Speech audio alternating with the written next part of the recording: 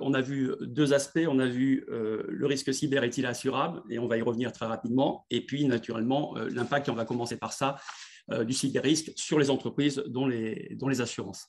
Donc, Jérôme nous a introduit ce sujet en nous disant que c'était une pluie d'attaques. Je pense que tout le monde est conscient aujourd'hui que le risque cyber, c'est une vraie réalité, qu'elle puisse être menée à des fins idéologiques ou par rapport à des gains financiers. Et je pense que sur la partie gains financiers, c'est là où il faut s'attacher à ce sujet-là, puisque globalement, les ransomware sont des attaques de plus en plus fréquentes. C'est la menace numéro un, et je pense que tout le monde l'a compris, et qu'il y avait aussi un sujet géopolitique, ce qui nous amène à se poser des questions sûrement aussi par rapport à des grands événements. On a parlé notamment des Jeux olympiques en 2024. Que ces risques-là aussi, ils étaient à rebond. Et je pense que ça, c'est important aussi. Ce n'était pas forcément des risques qui étaient directement frontaux, mais ils pouvaient passer par des acteurs tiers. On a parlé notamment, Olivier l'a évoqué, par rapport à des fournisseurs, des attaques dites à rebond.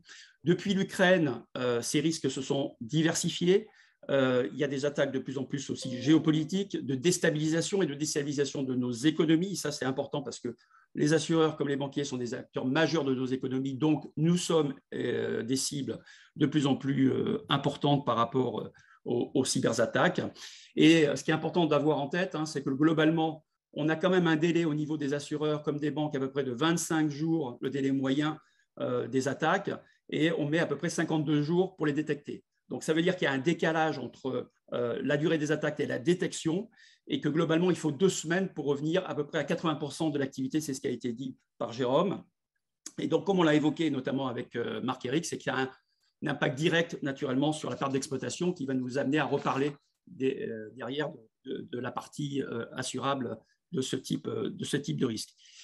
Ce qu'on a aimé, je pense tous aussi dans cette présentation, c'est ce qu'évoquait Maxime, sur le fait que les attaques et les gens qui les génèrent, ce sont de véritables entreprises qui sont sur l'économie des plateformes, qui ont réussi à se constituer un écosystème, qu'ils ont industrialisé et professionnalisé leurs attaques, qu'il y a de plus en plus de ransomware as a service, comme des plateformes as a service, sur lesquelles on va trouver des ressources, sur lesquelles on va trouver des partenaires, avec du support client, j'ai bien aimé ça, avec des départements de R&D, avec des entités RH, donc avec un écosystème professionnel. Ça veut dire qu'il faut qu'on se professionnalise en permanence, et on a compris que naturellement ces cyberattaques s'appuyaient sur des gens qui avaient de plus en plus de maturité, d'où l'importance naturellement d'adapter nos systèmes d'information. Et par rapport à ça, on a pu parler des scores de maturité face à ces cyberattaques. On est à 46 sur 100, donc c'est-à-dire qu'il y a une marge de progrès qui est très importante. Sur la partie finance, banque, assurance, on est à 54,4. Je vous rappelle cet élément-là, donc on est un peu plus en avant.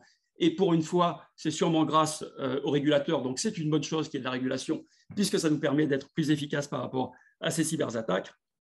Et sujet important, c'est un sujet de discussion aussi. Ça représente à peu près 6% du budget informatique des entreprises, ce qui est une somme importante, et c'est un budget qui progresse en permanence.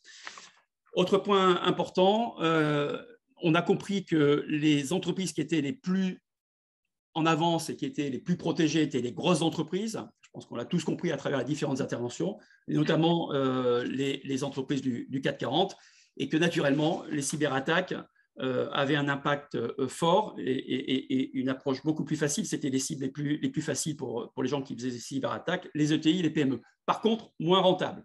Donc, il y a une problématique sur l'assurance.